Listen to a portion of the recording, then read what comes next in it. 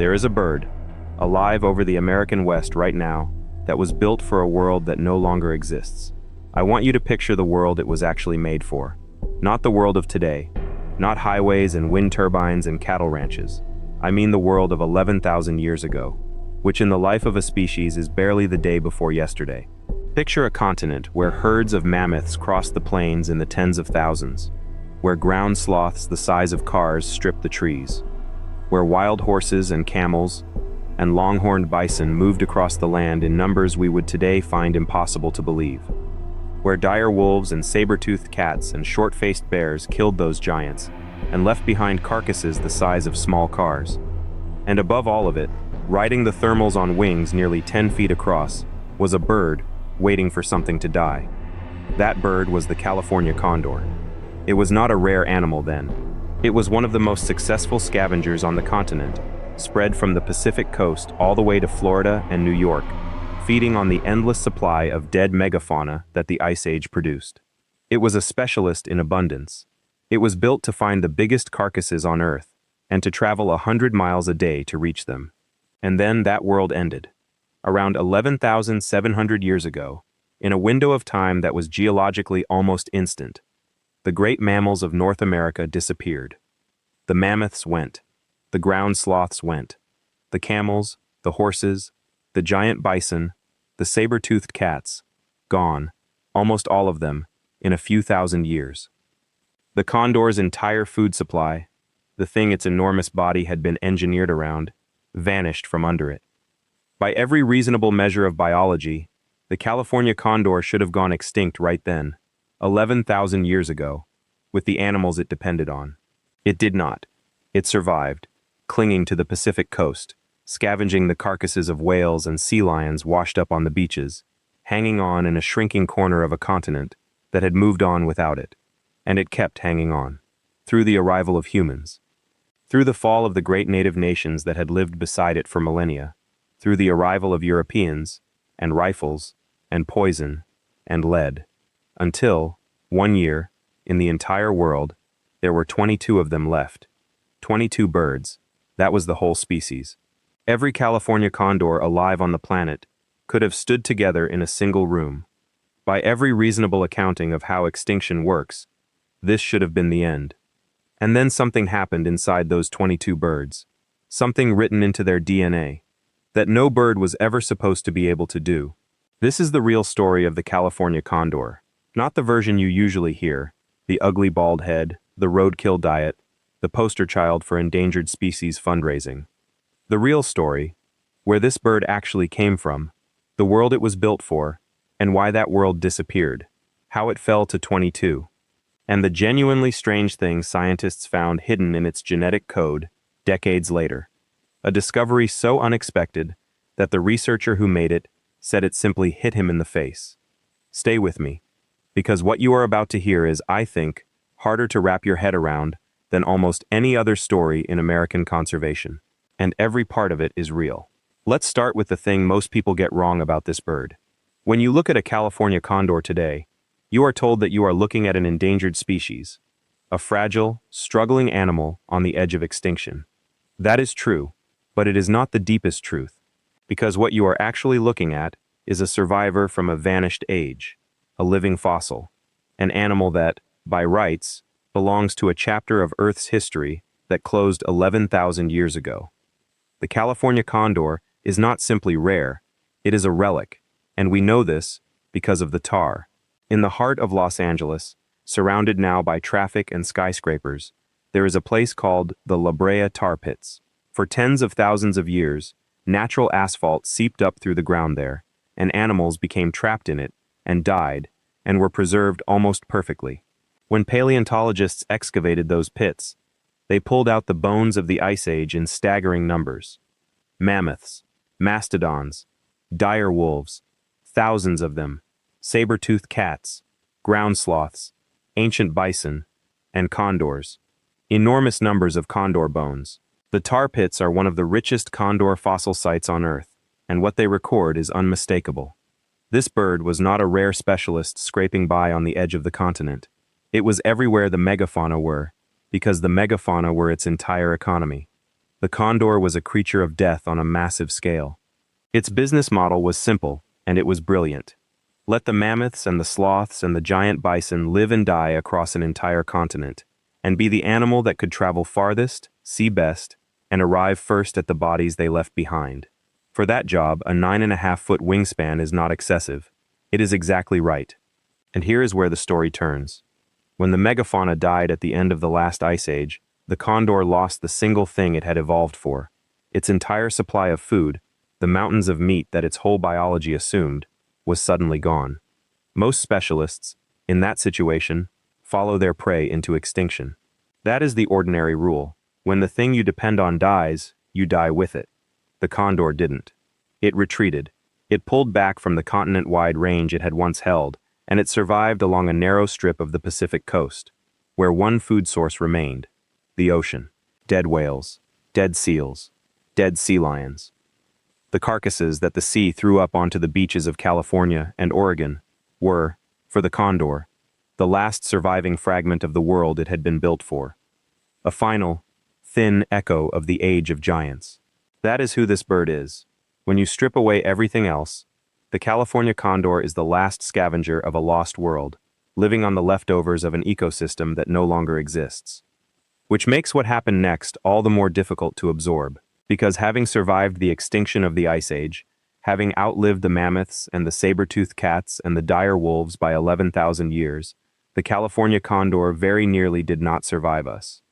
For most of human history, the condor and people had shared the American landscape without disaster.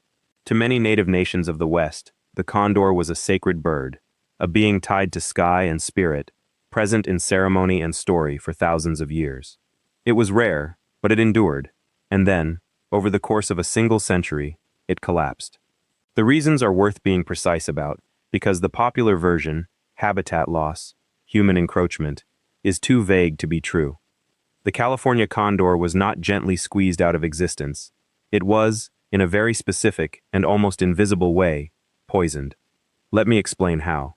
A condor is a scavenger. It does not kill. It finds animals that are already dead, and it eats them. That strategy worked flawlessly for hundreds of thousands of years, but it contained a fatal vulnerability that no condor could have anticipated, because it depended on a technology that did not exist until recently: lead. When a hunter shoots an animal with a lead bullet, that bullet does not stay in one piece. On impact, it fragments, shattering into dozens, sometimes hundreds, of tiny metal shards that scatter through the flesh of the carcass. Fragments far too small to see. Fragments that stay behind in the gut piles left in the field, and in the bodies of wounded animals that escape and later die. And then a condor arrives, and does exactly what 11,000 years of evolution built it to do. It finds the carcass, it eats, and with the meat, it swallows the lead. In the acidic environment of a condor's stomach, that lead dissolves and enters the bloodstream. It attacks the nervous system. It paralyzes the digestive tract, so the bird slowly starves even with a full crop. It causes weakness, blindness, and, in high enough doses, death. A single fragment, one piece of a single bullet, can be enough to kill a bird with a 10-foot wingspan. This is the quiet catastrophe that broke the species. Not one dramatic cause, but a slow, invisible attrition. Bird after bird, carcass after carcass, dying from a poison they could neither see nor avoid, spread across the very food supply they were built to find. Add to that the shooting, the egg collectors, the poisoned bait set out for coyotes and wolves, and the pesticide DDT, which thinned their eggshells until they cracked under the weight of the incubating parent. And you have a species in freefall. By the middle of the 20th century, biologists could see where the line was heading. By 1982, they counted the entire world population, 22 birds. And now came the decision that tore the conservation world apart. By the mid-1980s, the wild population was disintegrating so fast that a team of scientists proposed something radical and, to many people, unthinkable. They wanted to capture every single remaining wild California condor, all of them, to reach into the wild and take the last free members of an ancient species out of the sky and place them in cages. The opposition was fierce. To some, it was surrender, the final admission of defeat. There were those who argued that a condor in a cage was no longer truly a condor at all. that a bird built to travel 100 miles a day across open country would lose its very soul behind wire. Better, they said, to let it die free. But the mathematics was merciless. In the wild, the birds were dying faster than they could breed. Left alone, the line pointed to one place only, 0. And so, on Easter Sunday, the 19th of April, 1987, a biologist trapped the last wild California condor on Earth, a male known by the designation AC9, and carried him out of the mountains. For the first time in tens of thousands of years, and perhaps for the first time since the Ice Age, there was not a single California condor flying free anywhere on the planet. The entire species, all 27 birds that then existed, wild caught and captive combined, now lived in 2 facilities in California, the San Diego Wild Animal Park and the Los Angeles Zoo. The condor was, functionally, extinct in the wild. Everything now depended on whether 20-something traumatized birds, the last remnant of an 11,000-year-old lineage, could be persuaded to breed in captivity. And here is the part that will matter enormously later, so hold on to it. To manage a population that small, the scientists had to become obsessive. Every single bird was named, numbered, and tracked. Every pairing was planned. Every chick's parentage was recorded with absolute precision, because with a gene pool this tiny, a single inbreeding mistake could doom the whole project. They built what is essentially a complete family tree of every California condor that has ever lived in the modern era, and, crucially, they banked the DNA to go with it. They did not know it at the time, but by keeping those meticulous genetic records, they were quietly setting a trap for a discovery that would not spring for another 30 years. The gamble worked. Slowly, agonizingly, the captive condors began to breed. The scientists learned to encourage it, sometimes removing a first egg so the female would lay a second, doubling the output of the most precious birds on Earth. They raised chicks using hand puppets shaped like adult condor heads, so the young would imprint on their own species rather than on humans. The first captive-bred chick hatched in 1988, and bird by bird, egg by egg, the number began to climb, from 22 to 30 to 50 to 100. In 1992, 5 years after the last wild bird was pulled from the sky, the first captive-raised condors were released back into the mountains of California. The species returned to the wild it had been taken from. It was not a clean victory. The lead did not go away. Released birds still ate poisoned carcasses, and biologists found themselves running a strange, endless intensive care operation, trapping wild condors twice a year, testing their blood for lead, and treating the poisoned ones with a process called chelation to pull the metal out of their bodies before it killed them. To this day, the California condor is one of the most intensively managed wild animals on the planet. Many of the birds flying free right now would be dead within a year or two without human intervention. It is less a fully wild population than a patient in long-term care that happens to have wings. But the number kept climbing. Today, from that low of 22 birds, there are more than 560 California condors in the world, and more than half of them are flying free over California, Arizona, Utah, and Baja, Mexico. Birds that were, within living memory, reduced to a number you could count on your fingers and toes, now once again ride the thermals over the American West. By any measure, it is one of the most extraordinary rescues in the history of conservation, and it is exactly because of that rescue, because of those obsessive, decades-long genetic records, that scientists were able to notice something in the condor's DNA that under any other circumstances, they would never have seen at all. To understand why the discovery was so shocking, you have to understand what scientists believed was possible, and what they believed was not. There is a phenomenon in the animal kingdom called parthenogenesis. The word comes from the Greek for virgin birth. It describes what happens when a female produces viable offspring entirely on her own, with no male, no sperm, no fertilization. The egg develops into a living animal using only the mother's genetic material. For a long time, this was thought to be the domain of insects, and some reptiles, and fish. And even when biologists began finding it in more surprising places, in sharks, in snakes, in a handful of birds, they believed they understood the rule that governed it. The rule was this: parthenogenesis was an emergency measure, a last resort. It happened when a female was completely isolated, with no male anywhere available, and her biology, facing a reproductive dead end, essentially chose to reproduce alone rather than not at all. No males around? Then, and only then, might a female attempt this desperate genetic solo act. That was the rule, and it made sense. Now come back to the Condor program and its mountain of genetic records. By the 2010s, scientists at what is now the San Diego Zoo Wildlife Alliance had done something no one had ever been able to do for a wild bird species. Because they had tracked the parentage of every single captive condor for decades, they possessed a genetic database of astonishing completeness. The DNA fingerprints of more than 900 individual birds, with a known mother and a known father, recorded for essentially every one. In 2021, a research team led by the geneticist Oliver Ryder was going back through that database. Routine work, confirming parentage, checking the integrity of the stud book, and in the data of two particular birds, the numbers refused to add up. These were two male chicks, known by their stud book numbers, SB260 and SB517.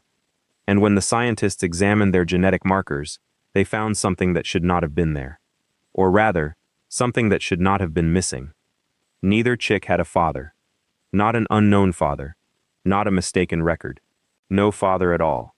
Across every genetic marker they tested, 100% of each chick's DNA traced back to its mother, and to its mother alone. There was no male contribution anywhere in the genome. Each bird was, genetically, a fatherless son. The team published their findings in the Journal of Heredity, and Oliver Ryder described the moment of discovery in words that have stuck with me ever since. He said they were not looking for this. He said it simply, quote, "Hit us in the face." Two California condors, a species that humanity had dragged back from the very edge of oblivion, had been born through parthenogenesis. Virgin birth, fatherless. This was the first time it had ever been documented in the species. But that is not the part that broke the rule. Here is the part that broke the rule. Remember what everyone believed. Parthenogenesis was supposed to be a last resort, something a female did only when there were no males available to her. These two mothers had males available. Both of them were housed with fertile, healthy male partners. Both of them had bred normally, sexually, before. One had produced 11 chicks the ordinary way, the other, 23. These were not isolated, desperate, mateless females with no other option. They had mates. They had bred with those mates. And still, on these occasions, they produced chicks with no father at all. This had never been seen before. In every previous documented case of virgin birth in a bird, the female had been alone. Here, for the first time, were females reproducing without a male, while a male was standing right beside them. The condor had done something that, by every rule scientists thought they understood, no bird was supposed to be able to do. It broke the emergency glass when there was no emergency, and to this day, no one is entirely sure why. I need to be honest with you about the ending of this particular thread, because I don't tell you comfortable half-truths. Neither of those two fatherless chicks lived a long life. Offspring of parthenogenesis inherit only one parent's genes, and that lack of genetic variety tends to carry a cost. Both of these birds were smaller and weaker than their peers. One died at around 2 years old. The other lived to about 8. Neither ever bred. So this was not, in the end, a miracle cure that will save the species. The condor will not rescue itself through virgin birth. But that was never really the point. The point is what it reveals. Because think about what this discovery actually tells us. It tells us that hidden inside the genome of the California condor, a bird we came within 22 individuals of, losing forever, there is a reproductive capability so rare, so poorly understood, that its discovery genuinely stunned the scientists who found it. A backup system, a biological last-ditch option, buried in the code, that we did not know the species carried, and that we only found because we had accidentally built the most complete genetic record of any wild bird on Earth, while trying to save it from extinction. And it raises a question that I find genuinely unsettling. How many other species carry secrets like this? Capabilities we have never seen, written into genes we have never read, that we will lose forever, unnoticed, if those species vanish, before we ever learn to look. We only found this because the condor survived. We only found it because a handful of stubborn people, 40 years ago, made the agonizing decision to pull the last 22 birds out of the sky and refused to let the line reach zero. Which brings me back to where we began. When you see a California condor now, when you watch that enormous dark shape lift off a cliff on the Big Sur coast, tilt into the wind, and hang almost motionless on wings 10 feet across, I want you to understand what you are actually looking at. You are looking at a survivor of the Ice Age. An animal that outlived the mammoths and the saber-toothed cats by 11,000 years, that lost the entire world it was built for, and simply refused to follow it into the dark. You are looking at a bird that fell, in our lifetime, to 22 individuals, the entire species small enough to fit in a single room, and clawed its way back to more than 500. And you are looking at an animal that carries, inside its cells, a capacity for creating life without a father that broke a rule scientists were certain they understood. The California condor should not exist. The science, when you actually pull it apart, says it should have died with the megafauna 11,000 years ago. And if not then, it should have died in 1982, when there were 22 of them left. And yet somehow, through luck and isolation, and the ocean's dead, and 40 years of human stubbornness, and a strange genetic trick hidden in its own DNA, here it is, the last great scavenger of a vanished world, riding the same thermals its ancestors rode, over a continent of giants, in a sky that has forgotten almost everything it was built to find. And the lesson buried in this whole story, I think, is one we don't often let ourselves feel. The species that survive are not always the strongest, or the fiercest, or the most perfectly adapted. Sometimes they are simply the ones that refuse to disappear when everything told them they should. The ones that held on, in a shrinking corner of the world, long enough for something, or someone, to give them one more chance. The condor got its chance because we chose to give it one. What happens to it over the next 100 years, whether we finally take the lead out of the landscape and let it become truly wild again, or whether it remains a magnificent patient forever dependent on our care, is not up to the bird. It is up to us. If this story changed the way you see this bird, tell me in the comments. And subscribe, because the real histories of the animals around us are stranger, older, and far more important than we usually give them credit for. There are more of these stories than you would ever guess.